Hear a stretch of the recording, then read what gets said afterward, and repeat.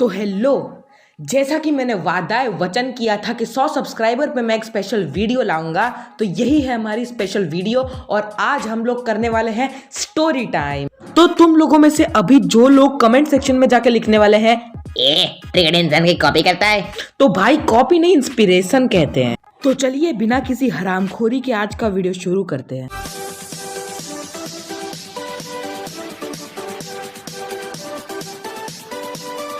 तो ये उस समय की बात है जब मैं एक छोटा सा नादान सा भोला सा बालक था। ये उस समय की बात है जब मैं छठी क्लास में पढ़ता था। तो हर नॉर्मल डे के दिन, एक नॉर्मल डे में सुबह में उठ के मैंने मुंह हाथ धोया, नहाया, ब्रश किया, कपड़े बदले और स्कूल के लिए निकल लिया। अब स्कूल के लिए निकल लिया, स्कूल पहुंच भी गया, अच्छे से स्कूल चल ही रही थी कि लास्ट 2 पीरियड थे। तो हमारी स्कूल में लास्ट 2 पीरियड होते थे ड्राइंग के, और ड्राइंग में हमको क्लास में बनानी थी एक स्क्रैप बुक। क्या बनानी थी, सब बोलो साथ में, स्क्रैप बुक। तो मैंने सिर्फ एक ही पीरियड में बहुत ही आसानी से अपने जादू तोले करके स्क्रैप बुक बना दी। उसके बाद मेरे पास एक पीरियड फ्री था, तो मैं और मेरे कुछ नादान दोस्त आ गए, एक बेंच पे बैठ कर और मस्ती करना शुरू कर दिया। अब हम मस्ती ही कर रहे थे, उसमें मेरा एक दोस्त जिसका नाम था पोपली, उसने एकदम से मुझे कहा कि चल्ला एक गाना लिखते हैं, गाना। फिर मैं भी बोल पड़ा, हाँ चलो एक गाना बनाते हैं। ढिंचक पूजा भी ना सुन पाए ऐसा क्रिंजी गाना बनाएंगे। तो मैंने अपनी एसएस की नोटबुक निकाली और उसमें एक बहुत ही गंदा सा क्रिंजी सा गाना लिखना शुरू कर दिया। अब गाने की स्टार्टिंग कुछ इस तरह थी कि सुबह उठते हैं हम, टॉयलेट जाते हैं हम, प्रेशर आता है हमको।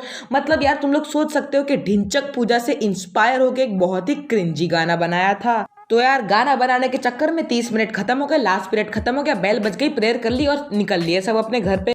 तो फिर मैं घर पे भी पहुंच गया और नॉर्मल जिंदगी जीना शुरू कर दिया। फिर कुछ 4-5 या पता नहीं कितने दिनों के बाद हमारी जो एसएस की नोटबुक थी वो एक टीचर ने चेकिंग में मांग ली, क्योंकि उनको इंटरनल्स देने थे। तो बुक देख के ही वो इंटरनल्स देने वाले थे।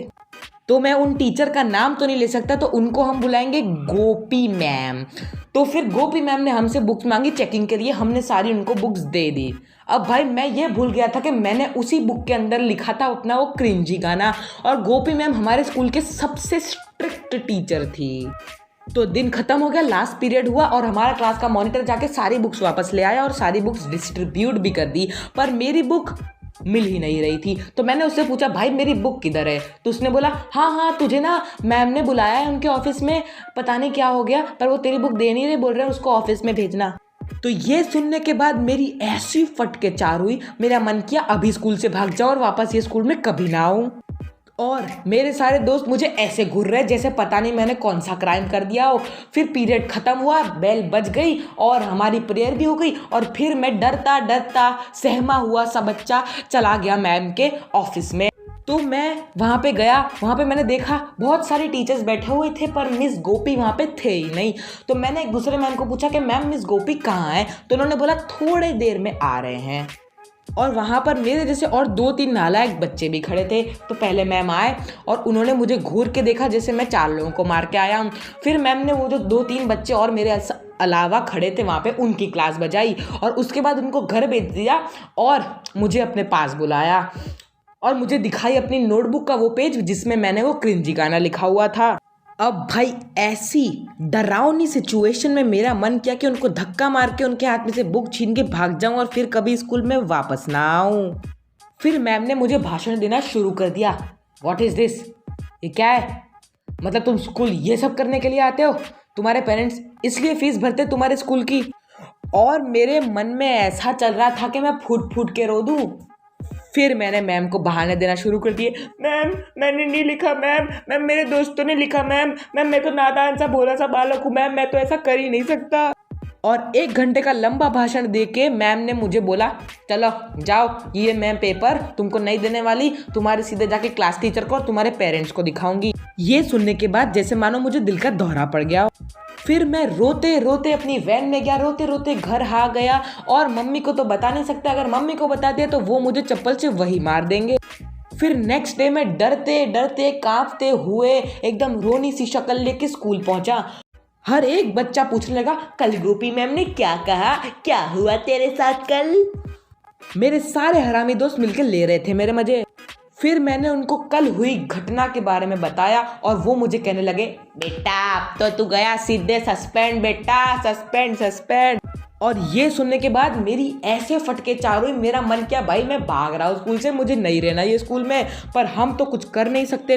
फिर जो हमारी जो क्लास टीचर थी वो आई क्लास में और मैं आश्चर्यचकित हो गया ये देख के कि उन्होंने मुझे कुछ नहीं कहा।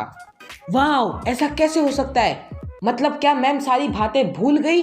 फिर मुझे लगा कि शायद जो हमारी जो गोपी मैम थी उन्होंने मुझे माफ़ कर दिया और हमारी क्लास टीचर को कुछ नहीं बताया होगा। पर पता नहीं कैसे अचानक 7-8 दिनों के बाद हमारी क्लास टीचर को पता नहीं कैसे वो पेपर मिल गया जिसमें मैंने अपने गाने लिखे थे। फिर तो भाई मुझे क्लास में खड़ा रह के मैम ने मेरी जो ली है ना, मेरी जो बेइज्जती करी है ना, मतलब भाई साहब मैं आज तक वो दिन नहीं भूल पाया हूँ। और अगर आज भी मैं वो दिन याद करता हूँ तो मतलब ऐसी एक खलबली मच जाती है ना मेरे दिमाग में। तो यार इसी सैड एंडिंग के साथ खत्म होता है हमारा आज का स्टोरी टाइम वीडियो। तो यार अभी तक अगर तुम लोगों ने इस वीडियो को लाइक नहीं करा ना तो इस वीडियो को लाइक कर लो, वरना मेरे साथ जो हादसा हुआ था ना उससे 10 गुना ज़्यादा भयानक हादसा तुम लोगों के साथ हो जाएगा। और अगर अभी तक चैनल को सब्सक्राइब नहीं करा ना तो सब्सक्राइब करो, वरना तुम्हारी मम्मी तुम्हें चप्पलों से मारेगी। तो मैं मिलूंगा तुम्हें एक न्यू वीडियो के साथ कुछ ही दिनों में, तब तक के लिए अलविदा।